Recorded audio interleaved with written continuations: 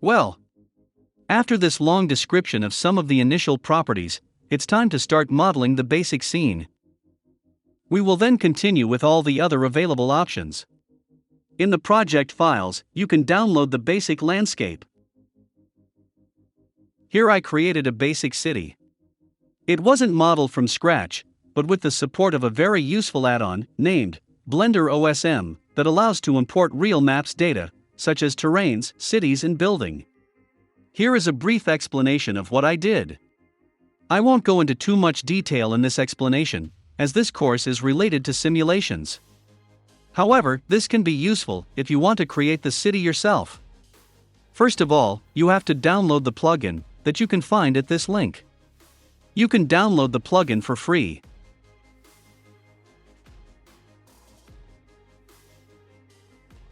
After installing the plugin, you should create a Mapbox access token by pressing the Get It button and following the instructions.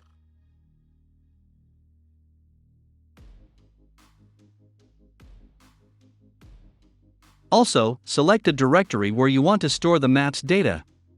Now you can access the plugin settings, opening the related tab at the right of the viewport. The first step is to choose the location where you want to extract the map data from. So, press the Select button and choose an area you want.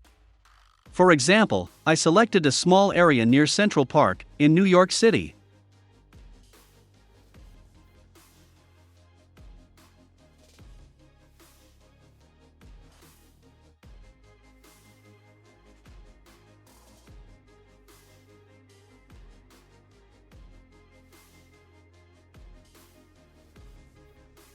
Now, copy the coordinates and paste them inside Blender.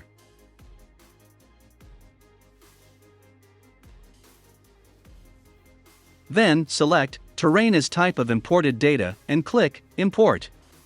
You should see a big terrain. If you have some clipping, please increase the clip end value of the viewport.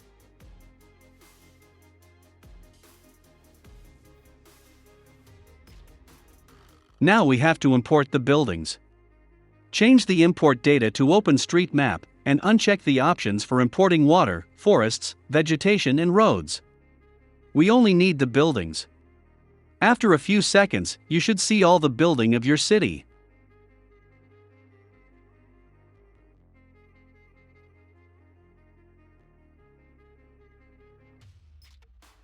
Now we have to create a basic material for our buildings. If you move to the Materials panels, you can see a lot of different materials already created.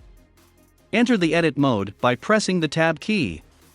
Now, select the faces associated with the roof material, and separate the selection by pressing the P key. In this way, we have two objects, one for the roofs and the other for the walls.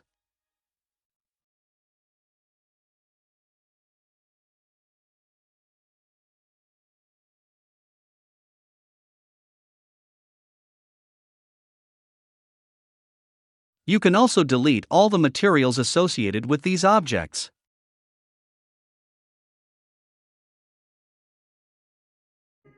What we want to do now is to create the texture of the walls by projecting the related UV map on a real photo of a city.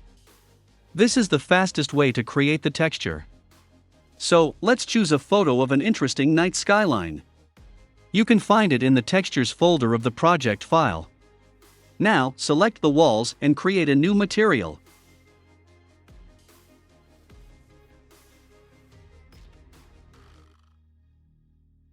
Then, assign the photo of the city as the basic texture. You can easily do that with the Node Wrangler add-on.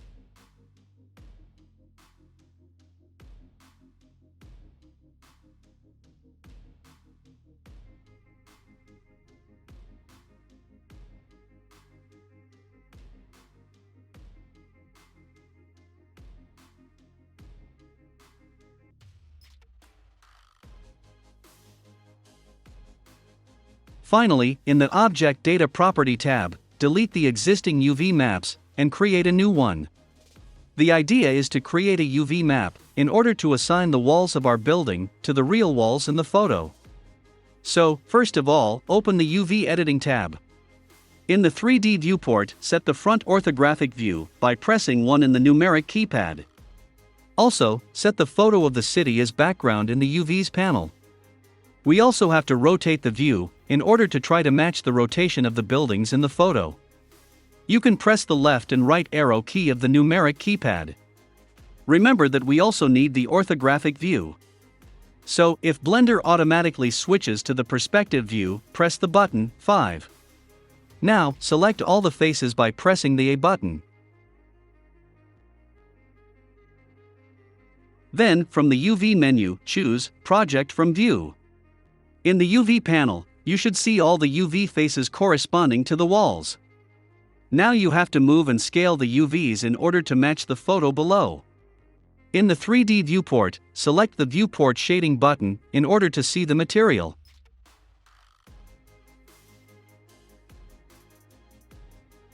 Of course, you need to fine-tune the position of the different UV islands in order to have a better texture projection.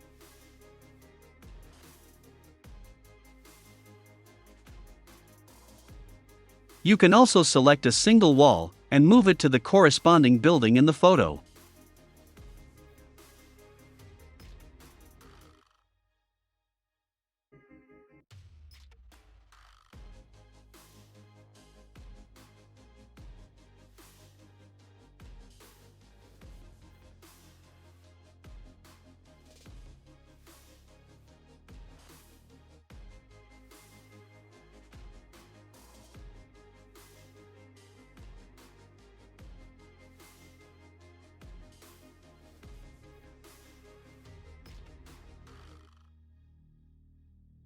Consider that, in the project file, I have correctly positioned the UVs only of a few buildings around the place where the asteroid will fall. I leave to you the exercise of correctly positioning all the others. A fast way to do that is to move the mouse over a building. Then press the L key. This selects all the linked faces and so, basically, a single building. Now in the UV's viewport, move and scale the island to match the image below.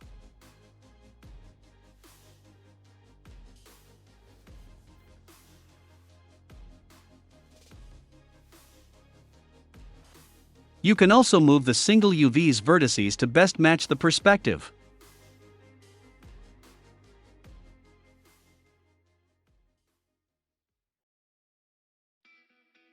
The material is not completed yet, we have to add some realism. First of all, we have to add an HDR image to the world in order to have a beautiful night illumination. In the project file, you can find the image in the HDR folder.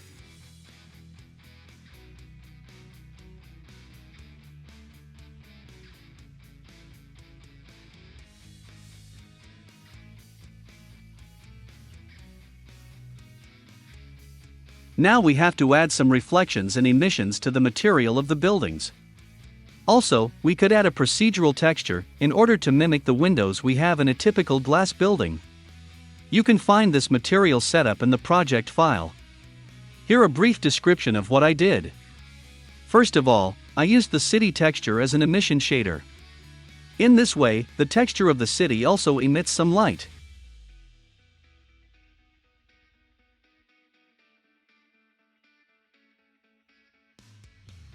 Then, I mixed the emission shader with a glossy shader.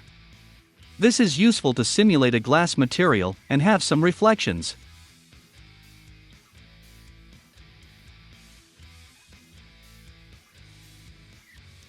You can fine-tune the strength of the reflections by changing the roughness value. Then I added a brick texture in order to have something that looks like windows.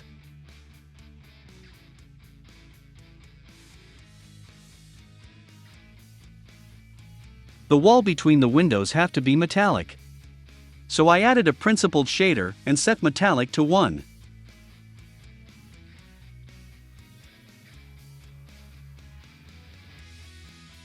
Now we have to mask the original material with the metallic material, using the brick texture. In this way, the metallic material will be visible only in the space between the windows. As told before, I won't go into too much detail in the explanation of modeling and materials. You can take a closer look to the material in the project file for further details.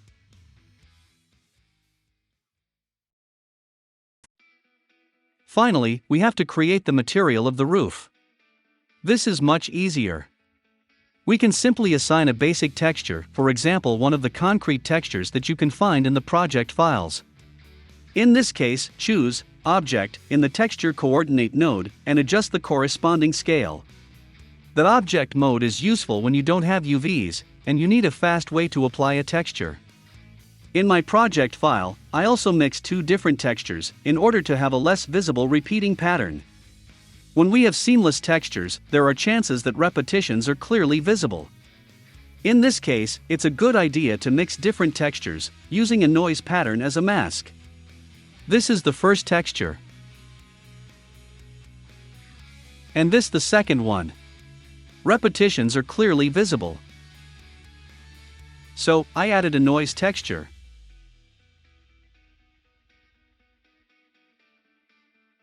If we mix the two materials with this mask, repetitions are less obvious.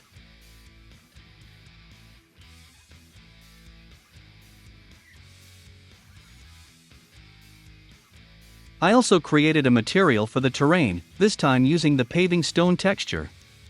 This is a very simple material with only one texture. Now, it's time to choose the place where we want the asteroid to fall. This is important in order to have a location with enough space for our simulation. I chose this place near this nice tower. Let's add a camera in order to frame our composition. In the final rendering, I created two cameras. One for the view from top, the other for the first-person shoot. You can position them as you prefer.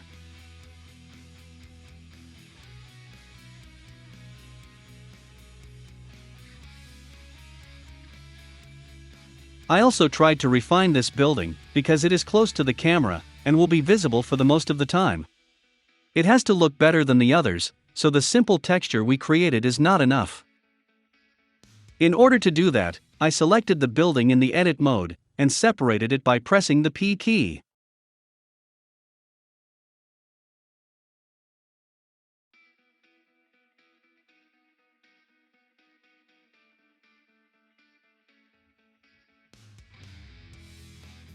You also have to separate the related roofs, and then join them together.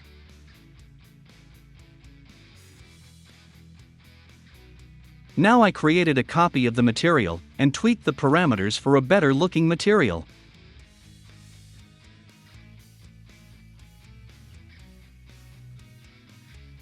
The most important change was the replacement of the texture with a glass shader.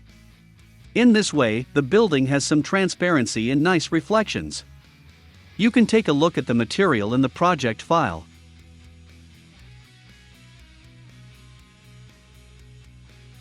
Finally, I added two sky images in the background. I imported these images by simply adding the images as planes object. You can find the sunset image in the texture folder.